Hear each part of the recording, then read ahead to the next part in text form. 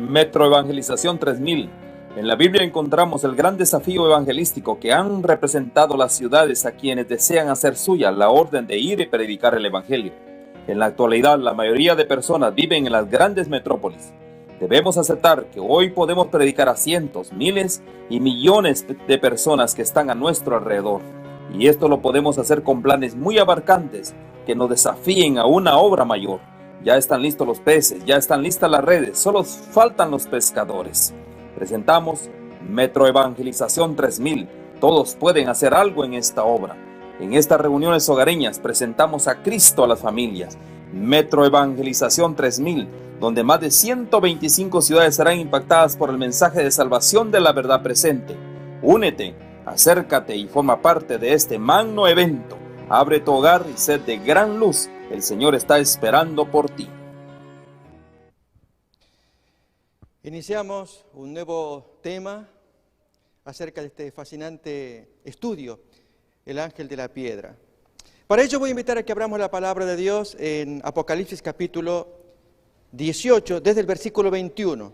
Y recordemos, cada vez estaremos leyendo con más frecuencia esta porción bíblica hasta que se nos haga familiar. Apocalipsis 18, 21 en adelante, leemos así. Y un ángel poderoso tomó una piedra como una gran piedra de molino y la arrojó en el mar, diciendo: con el mismo ímpetu será derribada Babilonia, la gran ciudad, y nunca más será hallada. Versículo 22 todavía. En adelante. Y notemos, comienza la sentencia contra Babilonia. Es un conjunto de frases de anuncio de calamidades. Y voz de arpistas, de músicos, flautistas y trompeteros no se oirá más en ti. Y ningún artífice de oficio alguno se hallará más en ti. Ni ruido de molino se oirá más en ti. Luz de lámpara no alumbrará más en ti. Ni voz de esposo y esposa se oirá más en ti, porque tus mercaderes eran los grandes de la tierra, pues por tus hechicerías fueron engañadas todas las naciones. Y la gran sentencia, y en ella se halló la sangre de los profetas y de los santos y de todos los que han sido muertos o degollados, dicen otras traducciones, en la tierra. El propósito de este estudio es examinar esta sentencia del ángel de la piedra, pero visto en los antecedentes que la Biblia revela. Hay varios casos en que le precedieron y que actuaron de la forma en cómo va a actuar el ángel de la piedra. Para ello entonces, miremos acá, este es el título general, el ángel de la piedra, y los capítulos respectivos que lo componen. Esta va a ser la segunda parte del capítulo 2. La primera parte miramos ya en una edición anterior. El primer antecedente del ángel de la piedra. ¿Dónde aparece esto? Abrimos en Jeremías, el capítulo 51, la última parte. Jeremías, capítulo 51, desde el versículo 59.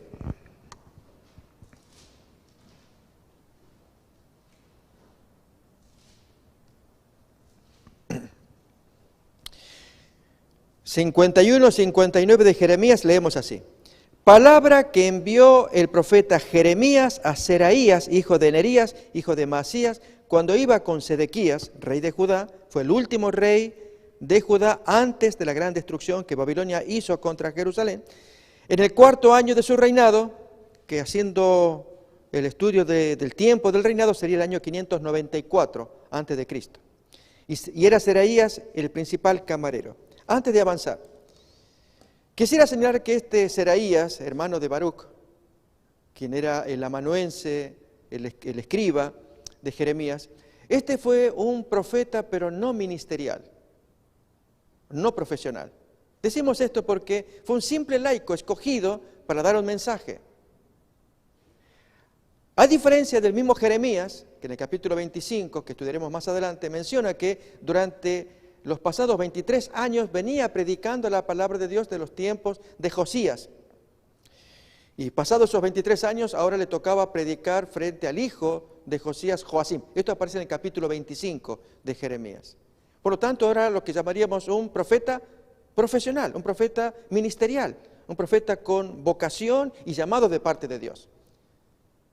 Otro tanto ocurre con Ezequiel, capítulo 2, donde recibe una instrucción de parte de Dios cómo el profeta debía actuar.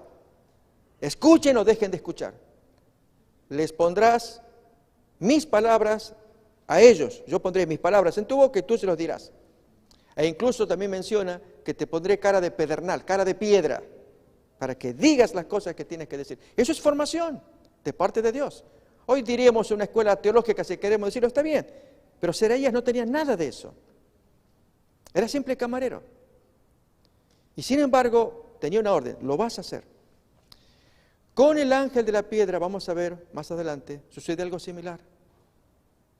¿Quiénes van a llevar ese mensaje?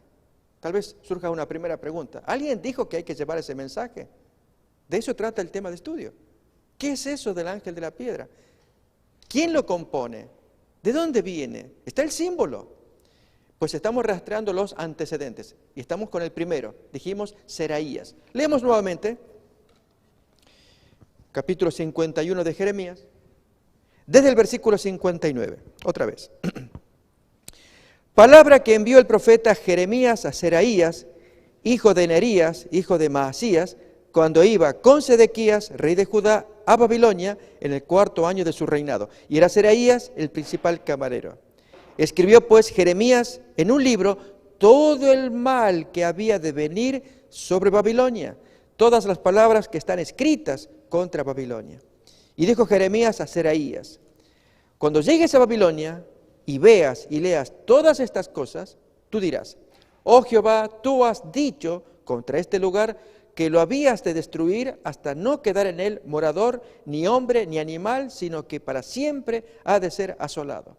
Y cuando acabes de leer este libro, Jeremías le había preparado un libro, le atarás una piedra y lo echarás en medio del Éufrates y dirás, así se hundirá Babilonia y no se levantará del mal que yo traigo sobre ella y serán rendidos.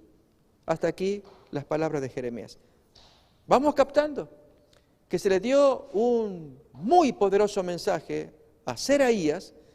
El hombre no estaba preparado para ello, no tenía instrucción formal, sino una revelación, un mensaje, algo escrito allí. Y pensemos que este es el plan de Dios. Dios va a dar órdenes a su pueblo. Se le da el escrito, toma, este es tu mensaje, tu labor que tienes que hacer. Y pronuncia las palabras que yo te digo que hagas. Lo interesante es que en el año 594 en absoluto había alguna sombra de decadencia en Babilonia, todo lo contrario. El rey Nabucodonosor estaba en el cenit de su apogeo, de su dominio. Y no había ni rastros ni evidencia de que hubiera una caída. De hecho, la caída vino 55 años más tarde.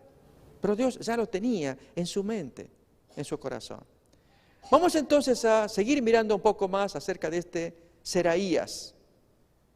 Y compararemos textos de la antigua Babilonia con la nueva, la antigua literal física con la mística con la cual tenemos que enfrentarnos. Miremos, por ejemplo, esta lectura, ya tuvimos en la emisión anterior, pero la vamos a repasar, que puede ser interesante. Miremos acá. Antecedentes proféticos para el ángel de la piedra. Yo reitero a mis hermanos, los que estamos aquí escuchando, y a los hermanos que están en la distancia. Este servidor va a traer, y ya repetidamente, este tema a discusión. Es un tema prácticamente inédito, desconocido, no explorado, y necesitamos saber de qué se trata. Es un símbolo que está en Apocalipsis. Ahí está, y está esperando ser estudiado, discutido, pero eventualmente llevado a cabo. Y si es llevado a cabo, pues miremos los antecedentes, qué pasó con esa gente, qué puede pasar con nuestro tiempo en caso de que se lleve a cabo. Si hay quienes discuten diciendo, no es para ser llevado a cabo. ¿Quién dijo que ese símbolo tiene que ser cumplido o llevado a cumplimiento? ¿Quién dijo? Está puesto ahí en forma literaria, poética. No, hermanos, tengamos cuidado. Si el texto aparece allí, prestémosle atención. Miremos pues entonces, en cuanto a los antecedentes proféticos del ángel de la piedra. La obra que promueve el ángel que arroja la piedra revela una irreversible condenación a la forma de vida de Babilonia. Así lo dice Apocalipsis 18, desde el 21 en adelante, que acabamos de leer. Al tiempo que trae refrescante alivio a los santos. Esos dos factores hay que tomar en cuenta. Es condenación, pero trae alivio a todos aquellos que están detenidos, presos en Babilonia. Como lo cuenta el versículo 24, aún podemos mirar el versículo 20 también de Apocalipsis 18. Leemos los dos textos. Así como ocurría con la antigua Babilonia, en que había cautivos, acordémonos desde Daniel, toda aquella joven generación que le acompañó, cautiva, de los 3 asolamientos de Nabucodonosor, el primero 605 a.C., el segundo 597, donde entra Ezequiel, allí fue llevado él. Y en el tercer asolamiento, 586, Nabucodonosor también llevó gente, pero ahí destruyó la ciudad de Jerusalén. Miremos entonces en el capítulo 18 el alivio para quienes están presos en Babilonia. Por algo el texto nos va a decir, salid de ella, pueblo mío, porque hay cautivos y necesitan escuchar un mensaje de frescura, de alivio para esa gente cautiva. Miremos 18:24. Y en ella se halló la sangre de todos los profetas y los santos y de todos los que han sido muertos en la tierra. Y el 20, alégrate sobre ella, cielo, y vosotros, santos, apóstoles y profetas, porque Dios os ha hecho justicia en ella. Viene el gran día de la liberación de quienes están cautivos en Babilonia. Miremos otra vez la lectura que estábamos compartiendo. La metáfora de la piedra de molino, que aparece en Apocalipsis 18, le enseña a Jesús como el castigo que sufrirán aquellos que ponen tropiezo a sus semejantes. Texto que leímos, Lucas 17, 1, 2. Y esta Babilonia se caracteriza por haber puesto tropiezo en las naciones. La figura del ángel de la piedra se basa en antecedentes proféticos que le precedieron, a saber, las acciones y palabras y acá están los 3 antecedentes, a los cuales vamos a estudiar, uno por uno. El camarero Seraías, es el que estamos mirando ahora, el profeta Jeremías y el labriego Jesús, hijo de Ananías, que solamente lo menciona Josefo y Elena White lo recoge en el Conflicto de los Siglos, página 33. Miremos acá, Seraías, principal camarero del rey Sedequías, el profeta Jeremías, que lanza endechas sobre Jerusalén, esto aparece en Jeremías capítulo 25, y Jesús, hijo de Ananías, y sus ayes sobre Jerusalén, en Josefo, en el libro Guerras de los Judíos, el libro 6. Acerca de Seraías, inspirado en Jeremías 51, texto que leímos hace un momento, el ángel de la piedra imita la acción que el camarero real Seraías debió haber realizado en las márgenes del río Éufrates cuando llevó consigo un mensaje de condenación a la iniquidad de Babilonia. Si tal obra se hubiera sostenido hasta la caída de la gran ciudad, 55 años más tarde, en el 539, los cautivos israelitas allegados a Seraías habrían mantenido despierta su esperanza de liberación si se predicara permanentemente. De modo que si eran 55 años, al año siguiente son 54. Y permanente el predicador tiene que mantener su predicación sobre Babilonia. Vamos a ver algunos textos que nos muestran a Babilonia, la soberbia que tiene, por qué Dios la tenía que castigar. Voy a invitar a que miremos segundo libro de Reyes, capítulo 17. En ocasión del asolamiento que el reino de Asiria infligió contra Samaria, esto es la cabecera del reino del norte, Israel, destruyó mucha gente, sucedió algo. El rey asirio pues se llevó cautiva gente de Israel y en medio de la soledad, pocos habitantes que quedaban, sufrían todavía los pocos sobrevivientes la invasión de leones.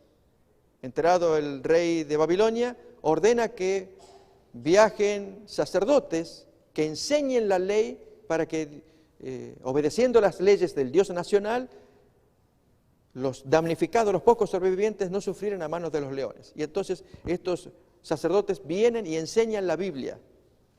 Pero es aquí que el rey de Asiria ordena poblar esas localidades con ciudades que estaban bajo el dominio del rey de Asiria. Y entre esas ciudades, Babilonia. Miremos los dioses de Babilonia, que es lo que queremos mirar ahora. Capítulo 17, Segundo de Reyes, versículo 28 en adelante. Y vino uno de los sacerdotes que habían llevado cautivo de Samaria y habitó en Betel y les enseñó cómo habían de temer a Jehová. Pero cada nación hizo sus dioses y los pusieron en los templos de los lugares altos que habían hecho los de Samaria, cada nación en su ciudad donde habitaba. Los de Babilonia hicieron a Sucot-Benot, este es un dios. En un momento más vamos a mirar un grupo de dioses babilonios.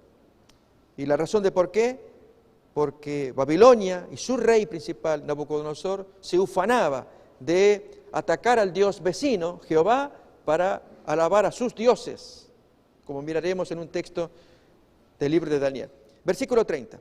Los de Babilonia hicieron a Sucot-Benot.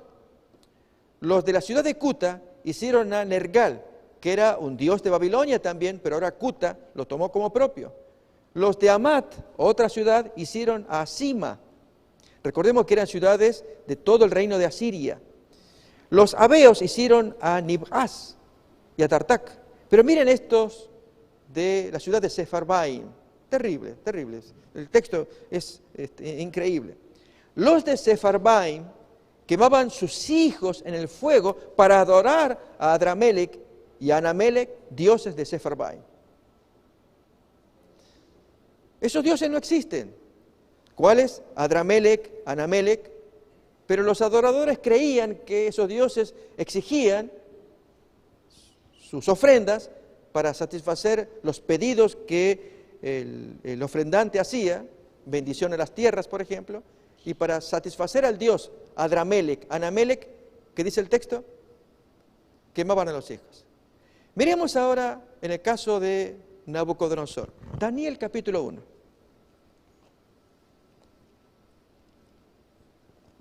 Todo esto tuvo que soportar el Señor, Jehová, contra este señor, este rey nuevo, Nabucodonosor. Versículos 1 y 2 solamente. En el año tercero del reinado de Joacim, rey de Judá, vino Nabucodonosor, rey de Babilonia, a Jerusalén y la sitió. Y el Señor entregó en sus manos a Joacim, rey de Judá, y parte de los utensilios de la casa de Dios. Y Nabucodonosor los trajo a tierra de Sinar, a la casa de su Dios, y colocó los utensilios en la casa del tesoro de su Dios. Vamos a ver a continuación un listado de dioses muy llamativo. Y quisiera contar la historia de uno en particular. Pero al contemplar a continuación que Nabucodonosor, él adora a sus dioses, hay uno en particular que él va a ser su preferido. Cada cual elegía a su dios preferido. En este caso vamos a ver lo que representa cada uno de esos dioses. Vamos a ver a continuación allí en una imagen los dioses que tenían los babilonios.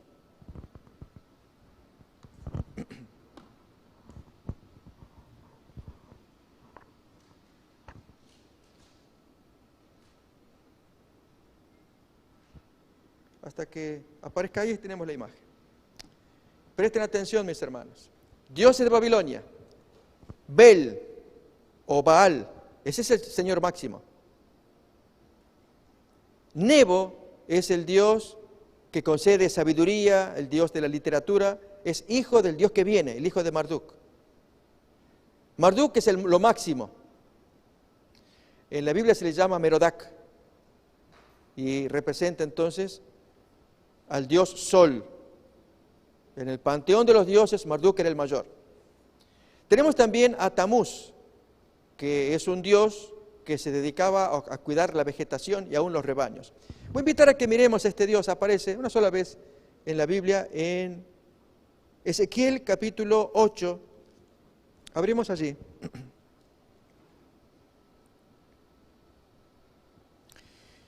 Y Ezequiel, viviendo cautivo en Babilonia, observa en visión cómo los judíos hacen exportar un dios que era de Babilonia y lo traen a su casa, a Jerusalén, para hacer semejante pecado que Dios aborrecía. En el capítulo 8 lo va a decir.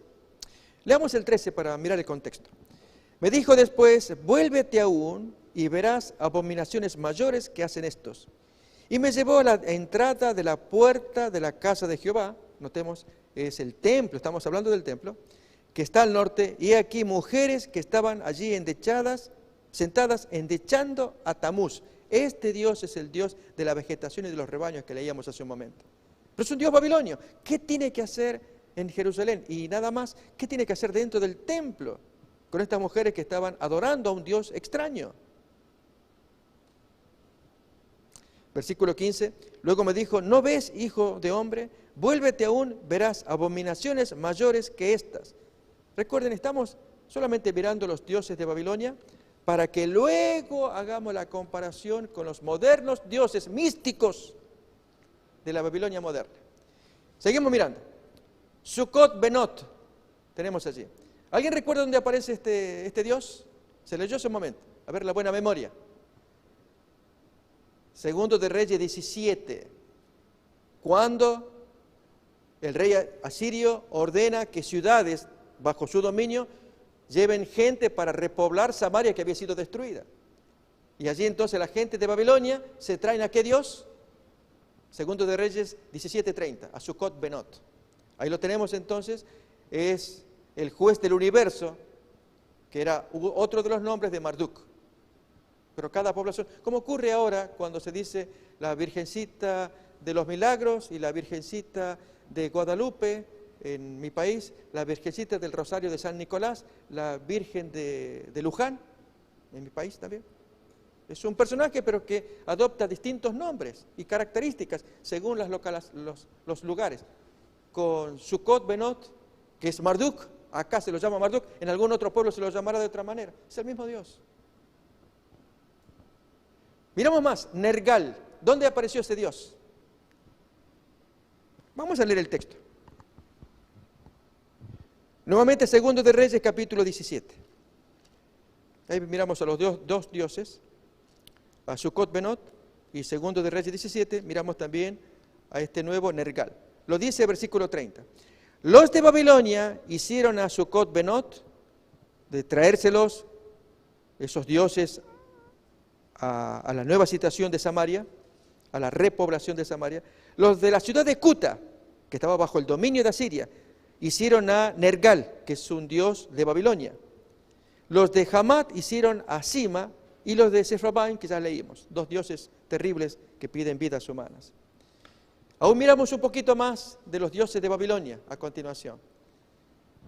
Ishtar, Astarte, diosa de la fertilidad, del amor, de la guerra. Y esta diosa que quiero comentar, se ha dicho en otro lugar y lo quisiera repetir acá.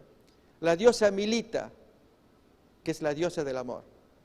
No olvidemos esta historia. Y si quieren, remárquenla, búsquenla o anótenla. Heródoto es el autor que escribió un libro que se llama Historias. De los 9 tomos, el tomo 1, párrafo 199. Él cuenta esta historia de lo que pedía la diosa Milita. En verdad esa no existe. Los dioses no son nada, dijera el apóstol Pablo. Pero la costumbre era que todas las mujeres de esa localidad donde imperaba Milita debían apostarse en el templo esperando ser tomadas por los clientes, adoradores que venían al templo, mayormente agricultores, y el adorador elegía a la mujer de su agrado para tomarla, fornicar en algún lado del templo, devolverla, pagar la ofrenda y la mujer ya cumplía con su servicio y nunca más aparecía en el templo. Esto cuenta Heródoto. Y aún agrega él, si tú vieras que hay mujeres que están en la hilera esperando 2 o 3 años que nadie las toma porque no eran agraciadas físicamente. Bueno, esas son las prácticas que tienen los dioses de Babilonia, dioses de la guerra, que es el que tenemos a continuación, el dios Ashur, o Anshar también, otra pronunciación. Se exigía una vez al año salir a guerrear y tomar botín de poblaciones vencidas. El dios Tiamat del abismo, del agua salada, el dios Sin, que es el dios de la luna, mayormente en Ur, otra de las ciudades allí cercanas a Babilonia. Y entonces una tríada, Apsu, Shamash, Mumu, Damkina, Kishar, Nintu, Anu, Ea, Enlil, que es la tríada más importante. De paso, por allí viene la acusación de que la Trinidad cristiana deriva de la Trinidad babilónica. La última que miramos ahí, Anu, Ea y Enlil, solamente que quizás debiéramos hacer el planteo a la inversa. ¿Quién deriva de quién? Un ejemplo es el tema del diluvio. Hay relatos del diluvio sobremanera, solamente que se lo planteen en forma de lluvias locales. Pero de ahí a creer que por causa de esos relatos, muchos de ellos babilónicos, Atrahasis es uno, que cuenta, o la epopeya de Gilgamesh es otro, que cuenta entonces las andanzas de un héroe que quiere hablar con Utnapishtim, si alguien quiere recordar los nombres. Este es el Noé babilónico, y Gilgamesh es el héroe que viaja por diferentes partes para ubicar a este hombre que sobrevivió al diluvio. Así cuentan los babilonios.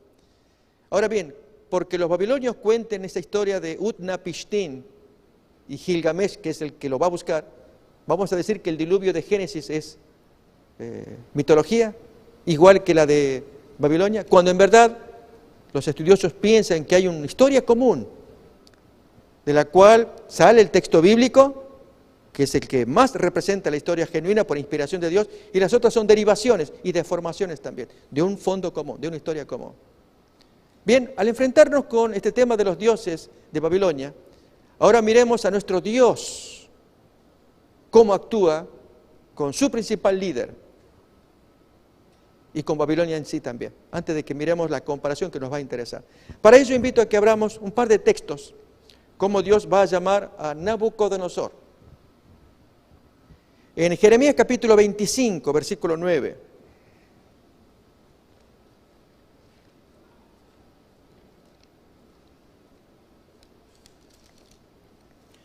Dice ahí, he aquí enviaré y tomaré a todas las tribus del norte, dice Jehová, y a Nabucodonosor, rey de Babilonia, mi siervo, notemos cómo se le llama, y los traeré contra esta tierra y contra sus moradores y contra todas estas naciones en derredor, y los destruiré y los pondré por escarnio y por burla y en desolación perpetua.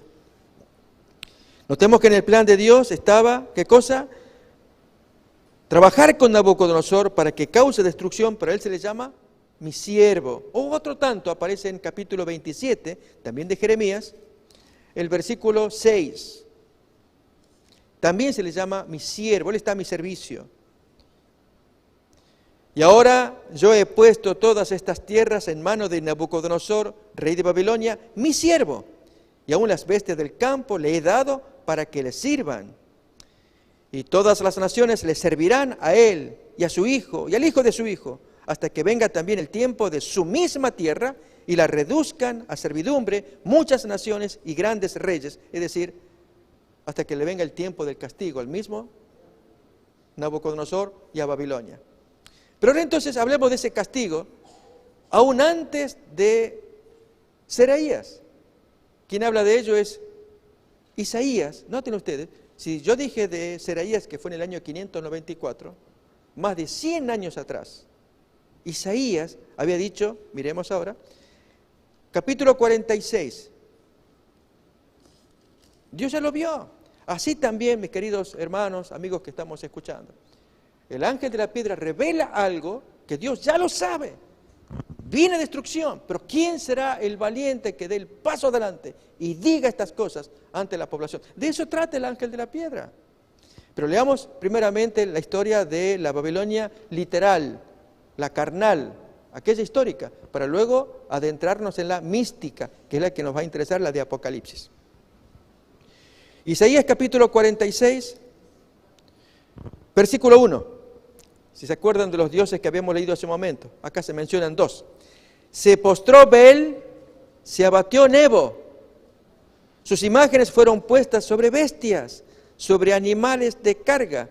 Esas cosas que vosotros solíais llevar son alzadas, cual carga, sobre las bestias cansadas.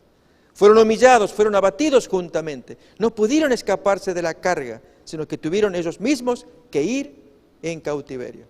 Esto es lo que le espera a esos dioses de Babilonia. Otro tanto, miramos en Jeremías capítulo 50, que formó parte de los anuncios de calamidades y ayes de parte de Jeremías hacia Seraías contra Babilonia. Jeremías capítulo 50, versículo 2 y también el versículo 23 al 25. Anunciad en las naciones y haced saber, levantad también bandera, publicad y no encubráis, decid, tomada es Babilonia, Bel es confundido, deshecho es Marduk o Merodac, destruidas son sus esculturas, quebrados son sus ídolos. ¿Cuándo dijo esto Jeremías? Acordémonos que el capítulo 51 nos da el año 594, ya Jeremías venía predicando estas cosas.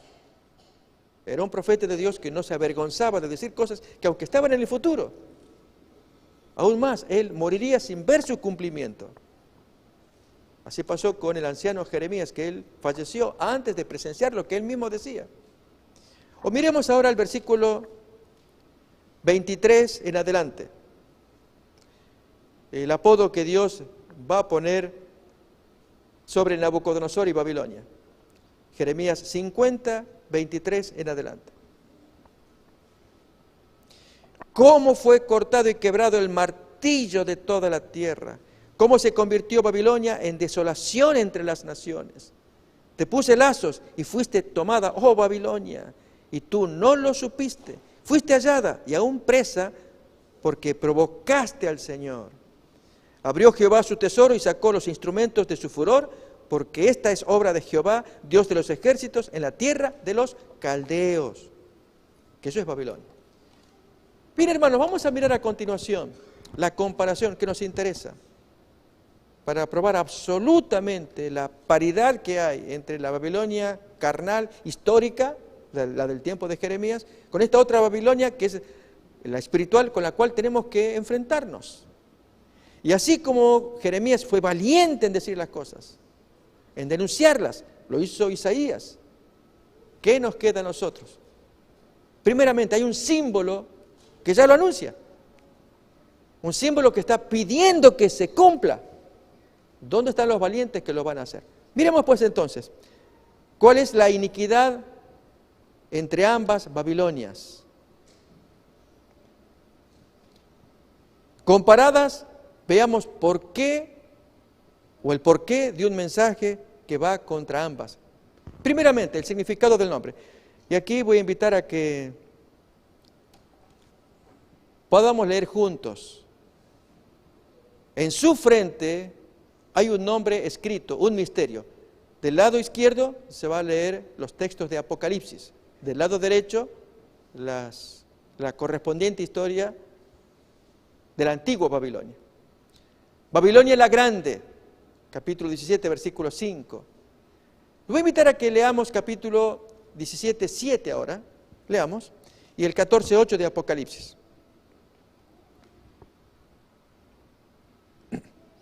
Apocalipsis capítulo 17, versículo 7 y el 14, 8.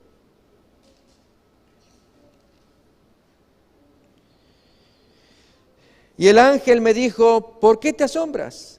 Yo te diré el misterio de la mujer y de la bestia que la trae, la cual tiene las 7 cabezas y los 10 cuernos.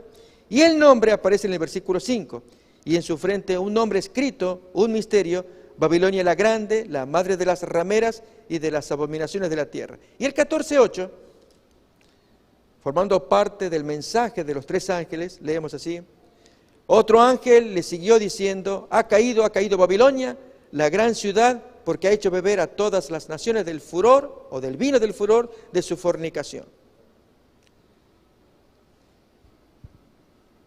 El nombre de Babilonia. Miremos acá.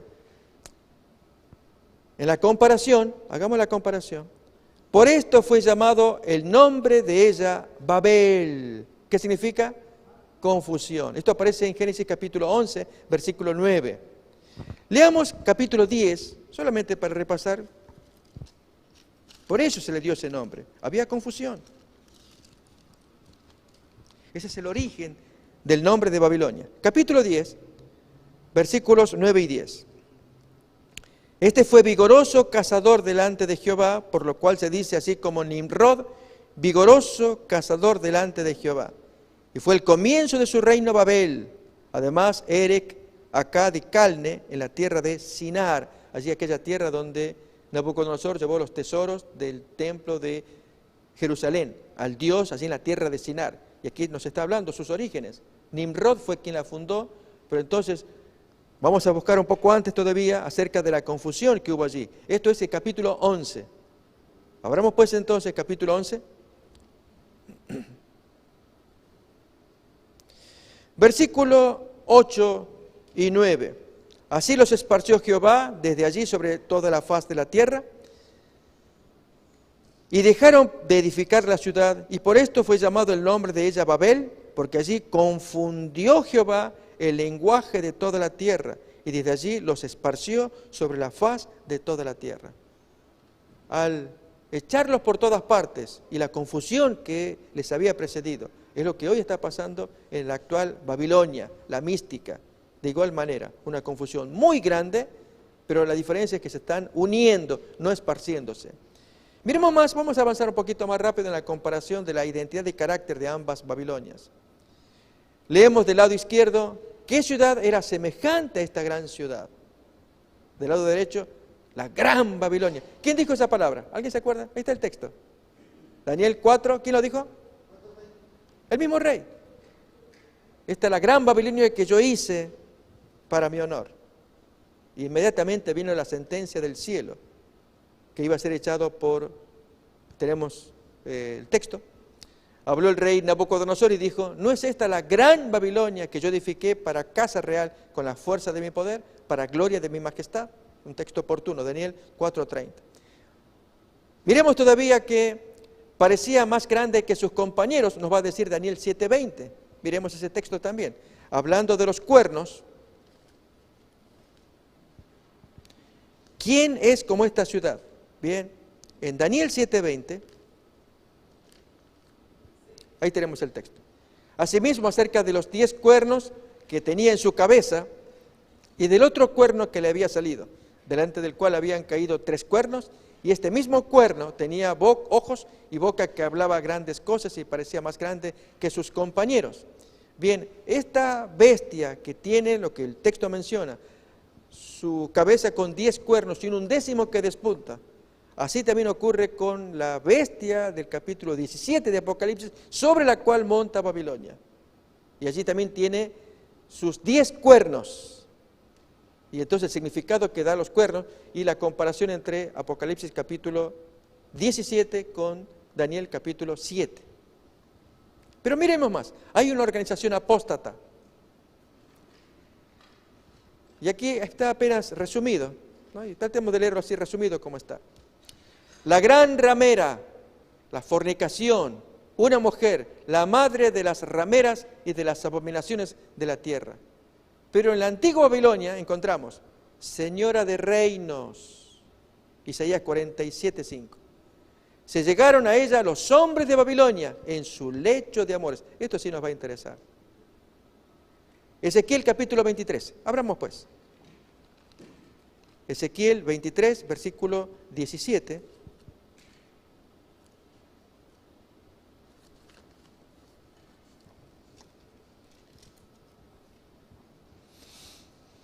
Así pues, se llegaron a ella los hombres de Babilonia en su lecho de amores. ¿Se llegaron a quién?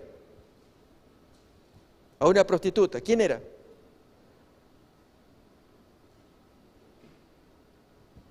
Jerusalén. Va a hablar de las 2 hermanas, capítulo 23, así el título, entre Israel y Jerusalén. Se llegaron a ella los hombres de Babilonia en su lecho de amores y la contaminaron, y ella también se contaminó con ellos, y su alma se hastió de ellos. La pregunta es, ¿qué significa llegarse al lecho de amores? ¿En qué sentido fornicaron los hombres de Babilonia con Jerusalén? Siendo copartícipes, conviviendo juntos, ¿en qué sentido los hombres de Babilonia con la ciudad de Judá? Muy bien. sus prácticas impuras. ¿Tenemos alguna prueba? Hemos leído hace rato. ¿Alguien se acuerda de Ezequiel 8, versículo, ¿alguien se acuerda también? 14, hablaba de qué hacían las mujeres, endechando a Tamuz. Eso es fornicación, ahí lo tenemos. Y me llevó a la entrada de la puerta de la casa de Jehová, que está al norte, y hay aquí mujeres que estaban allí sentadas, endechando, lamentando a Tamuz, un dios babilonio. Eso es fornicación. A ver, otra vez, hermanos, leamos el texto. Ezequiel 23, versículo 17. Fíjense, lo que importa es cómo Dios mira la contaminación de su pueblo. En este caso la pone en forma femenina. Su pueblo es la mujer con la cual fornican los extranjeros, trayendo sus prácticas, sus abominaciones, sus dioses, a su Tamuz, y que se meta dentro de nosotros. Leemos el texto. Así pues, se llegaron a ella los hombres de Babilonia en su lecho de amores, y la contaminaron. Y ella también se contaminó con ellos, y su alma se hastió de ellos. Así hizo patentes sus fornicaciones y descubrió sus desnudeces, por lo cual mi alma se hastió de ella, como se había ya hastiado mi alma de su hermana, la hermana mayor. Así que se refiere a Israel, la hermana mayor, la hermana menor es Judá. El reino del norte primero, ahora el reino del sur con los babilonios. El del norte con Asiria. Está el mismo fenómeno. Aún leemos un poquito más, versículo 19. Aún multiplicó sus fornicaciones, trayendo en memoria los días de su juventud, en los cuales había fornicado en la tierra de Egipto. Y se enamoró de sus rufianes, cuya lujuria es como el ardor carnal de los asnos, cuyo flujo como flujo de caballos. Hermanos, muy, muy fuerte el lenguaje sexual al comparar a su esposa, el pueblo de Judá, de Jerusalén, como un animal con ardor. Un lenguaje muy vulgar que no vamos a decir acá, pero es el comportamiento cuando se importa, cuando se trae los dioses extranjeros. Y así debiéramos cuidarnos nosotros, si en nuestra experiencia llega a suceder algo similar.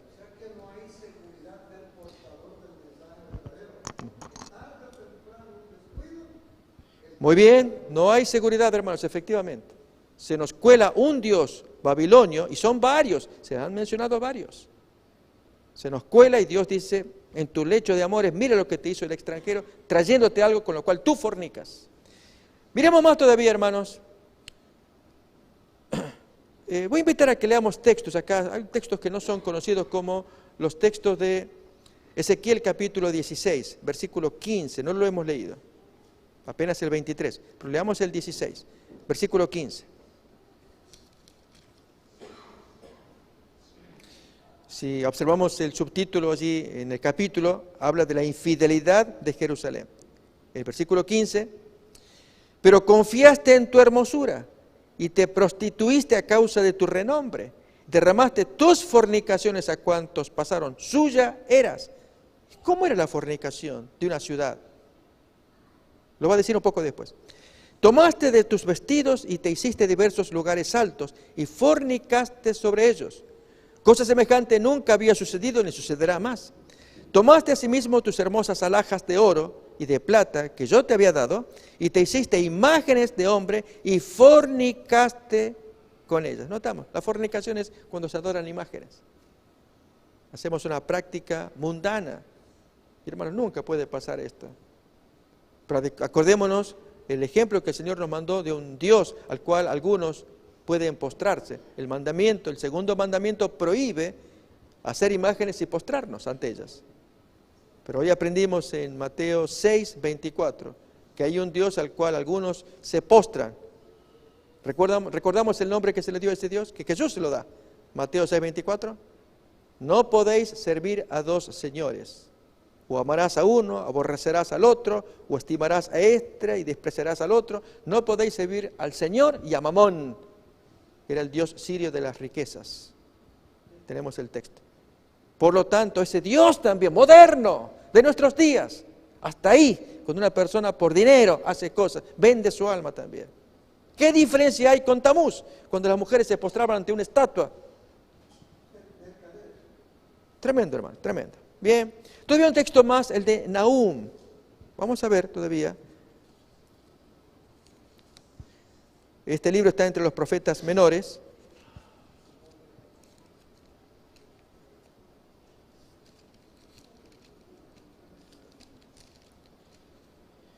Después de Miqueas, capítulo 3, versículo 4,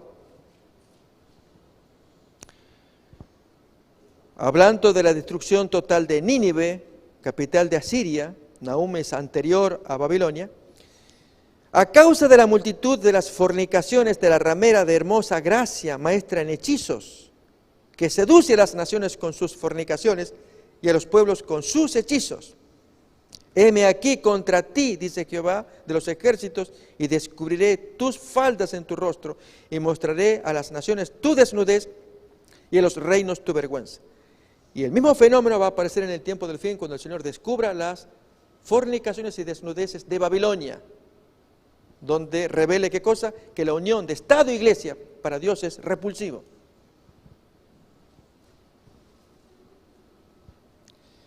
Carácter enteramente corrupto. Leamos el texto allí.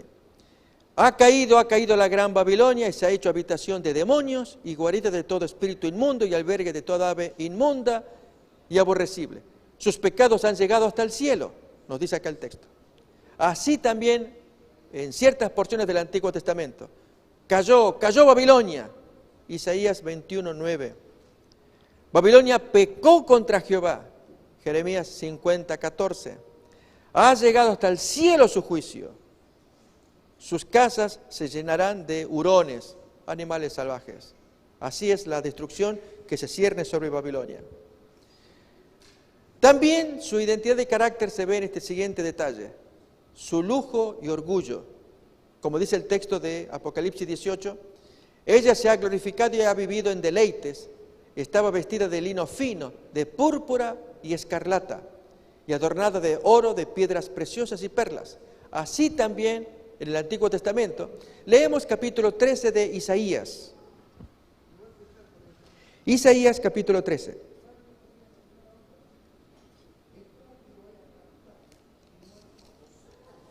Versículo 19. Y Babilonia, hermosura de reinos y ornamento de la grandeza de los caldeos, será como Sodoma y Gomorra a las que trastornó Dios. Qué preciosa profecía. A ver, hermanos, si tenemos buena memoria, cuando se dice que era ornamento, belleza de los reinos, el texto nos dice así, ¿alguien recuerda a qué se puede referir?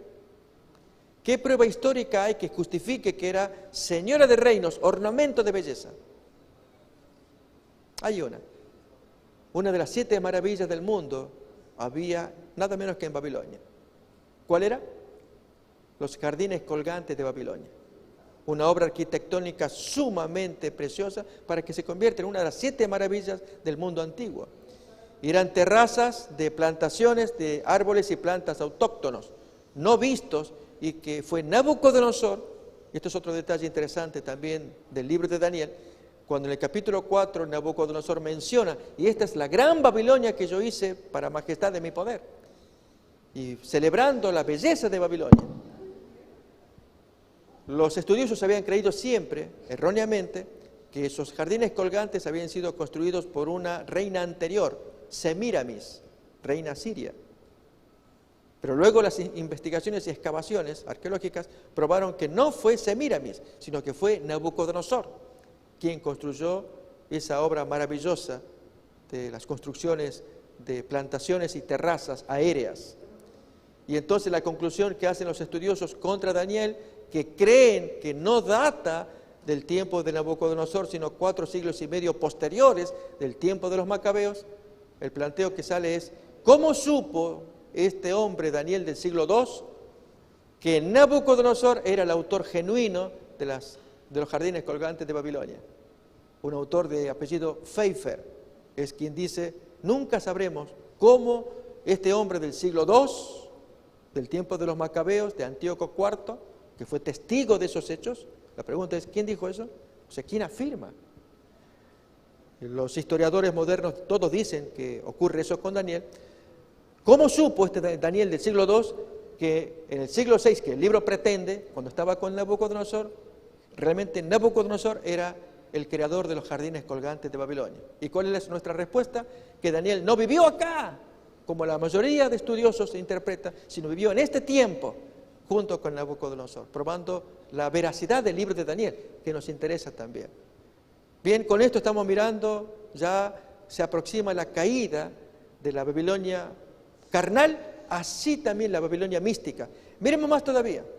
El texto nos va a decir acá, en el punto 4 que miramos en pantalla, también es tierna y delicada, voluptuosa, sentada confiadamente, Isaías capítulo 47. Ciudad codiciosa de oro, de rapiña, capítulo 14. Rica en tesoros, capítulo 51. Y cuántos textos más que prueban ello. Y finalmente, lo opuesto de ella, que es de Babilonia, la mística de Apocalipsis, la gran ciudad santa de Jerusalén, como cuenta el capítulo 21, versículo 10. Así también dice el Señor, comparando a la antigua Babilonia, Jehová escogerá aún a Jerusalén sobre Babilonia. Llamarán a Jerusalén trono de Jehová. Pero acerca de las ambiciones y propósitos de ambas Babilonias, miremos lo siguiente. Pretendía dominar el mundo, nos lo dice Apocalipsis. Dice en su corazón, yo estoy sentada como reina, no soy viuda, no veré llanto. Sin embargo, en Isaías capítulo 47, voy a invitar a que leamos, muy bonito el texto, versículos 7 y 8. Isaías 47 es un calco de lo que se dice en Apocalipsis.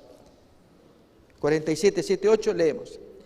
Tú dijiste, para siempre seré señora, y no has pensado en esto, ni te acordaste de tu postrimería, de tu final. Oye pues, ahora esto, mujer voluptuosa, tú que estás sentada confiadamente, tú que dices en tu corazón, yo soy y fuera de mí no hay más, no quedaré viuda, no conoceré orfandad. Ay, ay, ay. Abriste la boca y así te va. ¿Se entiende, hermanos? Así ocurre hoy con la Babilonia moderna. Y entonces el ángel de la piedra tiene que aparecer para desenmascarar esta situación y decir las palabras del Señor. Hermanos, ese es el propósito del símbolo. Pero si nos quedamos solamente para observar, nada más. Los textos son poderosos. Isaías escribió esto mucho antes de Seraías. El libro de Isaías se calcula por el año 700 antes de Cristo. Y la caída de Babilonia data de unos 150 años más tarde, 160 años más tarde. 539 antes de Cristo. Y al leer estas palabras, las voy a leer otra vez. Leíamos Isaías capítulo 47, versículo 8. Si quieren, busquen el versículo 1, allí aparece el epígrafe, el título. Juicio sobre Babilonia, lo da Isaías, 160 años antes. Reitero, Isaías data del año 700 antes de Cristo. A veces es bueno recordar fechas. Y la caída de Babilonia fue 161 años después, en el año 539, ahí se destruyó. Leo el versículo 1, Isaías 47, 1. Desciende y siéntate en el polvo, virgen hija de Babilonia, siéntate en la tierra sin trono, hija de los caldeos, porque nunca más te llamarán tierna y delicada, y sigue el resto de la porción. Mis queridos hermanos, vamos a continuar con este estudio en la siguiente ocasión. Pero solamente para decir que la fuerza que traen los profetas del Antiguo Testamento, Isaías estamos leyendo, Jeremías otro tanto, Ezequiel otro tanto, la fuerza hoy la tiene que absorber el símbolo que Dios puso para nuestro tiempo, para denunciar la corrupción moderna de la mística Babilonia. Este es el mensaje que Dios ha puesto para su pueblo en los días finales. Conocemos esto como el fuerte pregón, solo que ese poder vendrá con, ese símbolo vendrá con mucho poder de Dios, pero está precedido por este otro símbolo, el ángel de la piedra. El Señor nos ayude para que sigamos deseando estudiar la palabra de Dios con interés, con ahínco, en las siguientes presentaciones que miraremos acerca de este estudio, el ángel de la piedra. Gracias. Metro Evangelización 3000. En la Biblia encontramos el gran desafío evangelístico que han representado las ciudades a quienes desean hacer suya la orden de ir y predicar el Evangelio.